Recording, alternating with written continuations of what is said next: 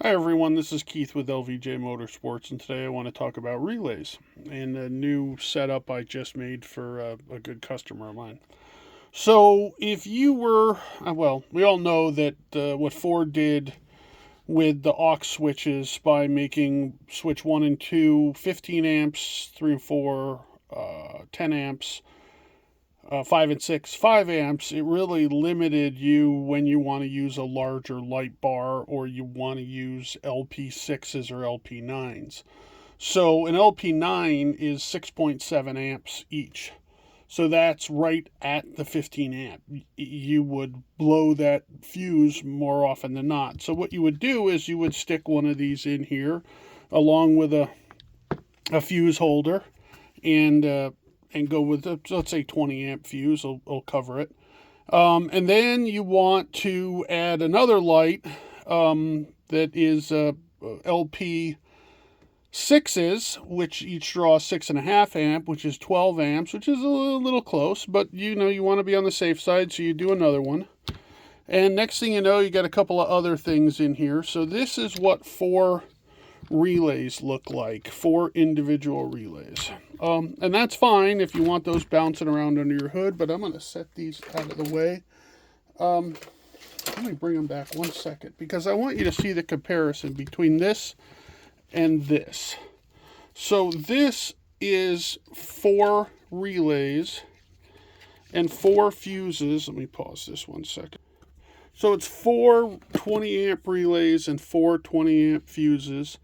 It has a trigger wire to it. So now these trigger wires go to your upfitter wires. In this particular case, he's got LP, and actually this is a cool setup. He's got 2 LP9s in the middle, 2 flanked by 2 LP6s, flanked by 2 LP4s. Now the LP6s are ambers, so we want to switch those different than the white lights.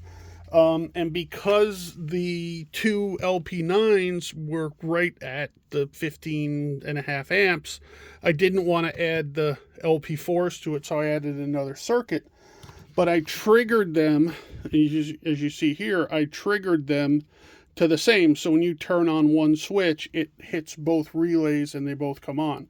This one is for the amber backlights.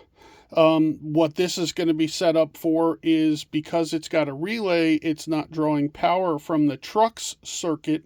It's drawing power from the fuse and the battery. And so all I'm using is the running lights as a trigger to turn on the amber backlight. So when he puts his truck in drive, he's done the 4 scan.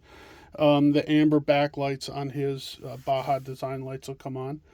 And then lastly is this one, which is the LP6s, which will be on its own switch because it is an amber color. So I'm going to move these out of the way. What we have here is, I call this the GEP harness, or GEP relay. This is what it looks like with the cover. I'm missing 2 little blue things that hold the wires in, so I haven't put those on yet. But this is paired up with a 6 lead LP6, LP9 harness that I sell on my website. So you can see all the wires are dressed in loom. They're all connected with the 4-pin connectors. Now, if you look close here, I don't do the low power. Baja Design says if you accidentally turn on the low power and the high power at the same time, you will burn up a very, very expensive light.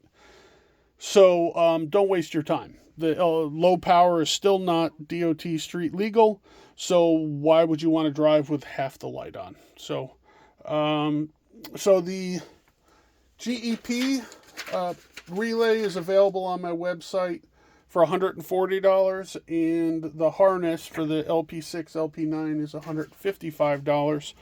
Paired together, you don't need to order the extra relays on the website. So if you just order an LP6, LP9 harness and you want some relays for, say, the amber backlights, or if you're running 3 LP6s or LP9s in the middle, like if you have a 5 light setup, then you need relays. So Well, I hope this gave you some information.